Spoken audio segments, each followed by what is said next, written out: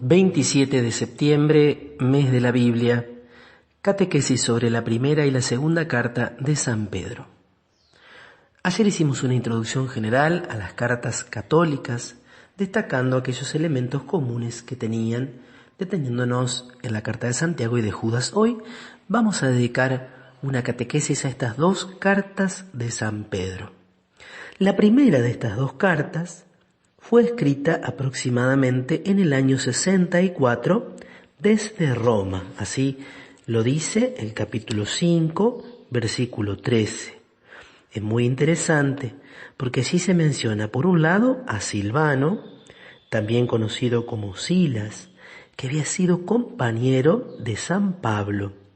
Es decir, que este Silas o Silvano, colaborador de Pablo, es aquel que escribe la carta en nombre de Pedro. Pedro le dicta y él transmite, escribe. Y también allí se menciona a su hijo Marcos. Este Marcos que es identificado con el autor del Evangelio que lleva su nombre y que también fue discípulo de Pablo y aquí está muy cerquita de Pedro. Así que encontramos estos dos personajes que son tan importantes, que nos muestran un nexo muy profundo entre Pedro y Pablo, aun cuando en algunos momentos de los Hechos y en la carta de los Gálatas se vislumbra momentos de tensión entre Pedro y Pablo, están muy unidos por la misma fe, por la misma entrega e incluso a nivel afectivo por estas personas que fueron sus colaboradores. ¿A quién dirige Pedro esta carta? Comienza la primera carta diciendo que se dirige a los que están dispersos en el Ponto, en Galacia, Capadocia, Asia y Bitinia, a los que viven allí como extranjeros. Se va vislumbrando ya en esta etapa, aproximadamente año 64, esta situación en la cual vivían los cristianos como extranjeros. Si bien los cristianos no cuestionaban las estructuras sociales o políticas de ese tiempo, de hecho hay en todas las cartas, y especialmente en esta carta, una invitación al respeto. Dice Pedro, respeten a toda autoridad humana como quiere el Señor, al rey, a los gobernadores. Sin embargo, pronto se ve que el estilo de vida de los cristianos los hacía ser considerados como extraños. E incluso para algunos este nuevo modo de vivir es sospechoso. Por eso la reacción pagana no se va a hacer esperar. Aparece ya aquí en esta carta la persecución y cómo deben comportarse los cristianos ante esa persecución.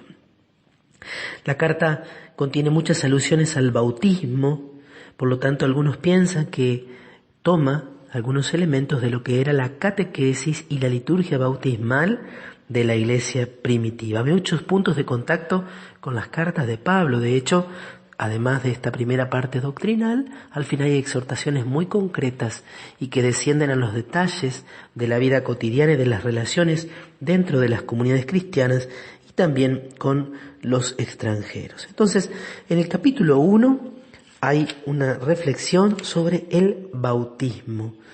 Primero con un himno, con una acción de gracias a Dios por esta herencia incorruptible, incontaminada e imperecedera que tienen reservada en el cielo.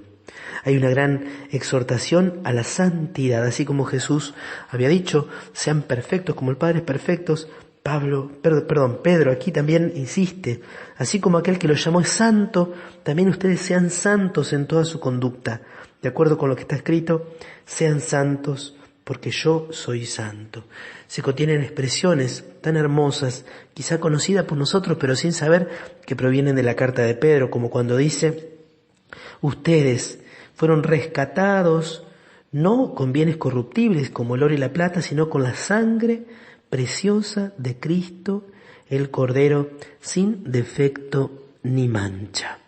Se habla también aquí del nuevo pueblo de Dios, estas expresiones también que han pasado a los cantos litúrgicos y dice entonces, aplicándolo a la iglesia, dice Pedro, ustedes en cambio son una raza elegida, un sacerdocio real, una nación santa, un pueblo adquirido para anunciar las maravillas de aquel que los llamó de las tinieblas a su admirable luz.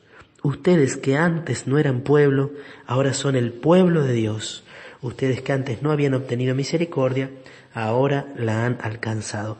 Un texto bellísimo que enlaza, que engarza múltiples citas del Antiguo Testamento. ¿Y cómo debe ser el testimonio de los cristianos en el mundo? Dice Pedro, yo los exhorto, no cedan a los deseos carnales que combaten contra el alma. Observen buena conducta en medio de los paganos, y así los mismos que ahora los calumnian, al ver sus buenas obras, tendrán que glorificar a Dios en el día de su visita. No solamente con el testimonio. Dice la carta de Pedro en el capítulo 3, versículo 15, estén siempre dispuestos a defenderse delante de cualquiera que les pida razón de la esperanza que ustedes tienen, dar razón de la esperanza, pero háganlo con delicadeza y respeto, con la tranquilidad de conciencia. También habla de los deberes de los esposos, de los deberes hacia los patrones, invita a no dejarse llevar por las costumbres paganas, porque se aproxima el fin de todas las cosas. Invita también a vivir en medio del gozo en la persecución. No se extrañen de la violencia que se ha desatado contra ustedes. Felices si son ultrajados por el nombre de Cristo. Por último, en el capítulo 5 hay hermosísimas exhortaciones a los pastores y a los fieles. Exhorto a los presbíteros que están entre ustedes, apacienten el rebaño de Dios que les ha sido confiado, velen por él, no forzadamente, sino espontáneamente, no por interés mezquino, sino con abnegación, no pretendiendo dominar a los que les han sido encomendados, sino siendo de corazón ejemplos para el rebaño. La segunda carta es un poco diferente.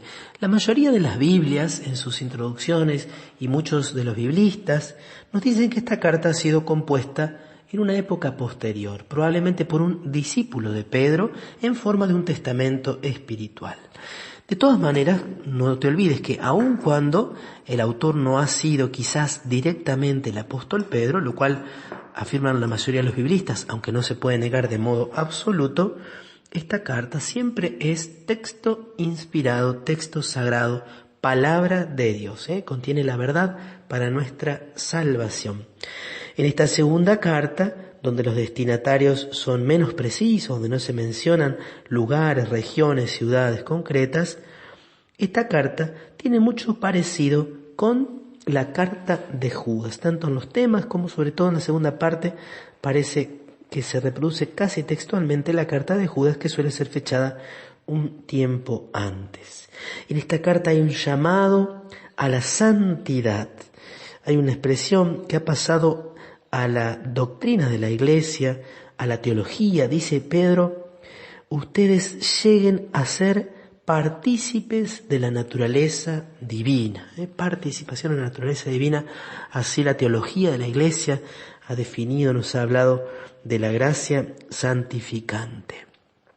Habla también del testimonio apostólico y como las otras cartas católicas hay una fuerte insistencia en prevenir contra los falsos maestros, aquellos que sembraban la confusión en el pueblo de Dios. Por último, en el capítulo 3 aparece esta expresión tan hermosa que la Iglesia utiliza en su escatología. Dice, ya que todas las cosas se desintegrarán de esa manera, qué santa y piadosa debe ser la conducta de ustedes, esperando y acelerando la venida del día del Señor. Pero nosotros, de acuerdo con la promesa del Señor, esperamos un cielo nuevo y una tierra nueva, donde habitará la justicia. Cielos nuevos y tierra nueva. Una expresión que aparece en Isaías 65 y 66, que va a aparecer nuevamente en el libro del Apocalipsis y que aquí se asocia claramente con la segunda venida del Señor, con la Pascua de la creación, esta creación que participará del triunfo de Cristo.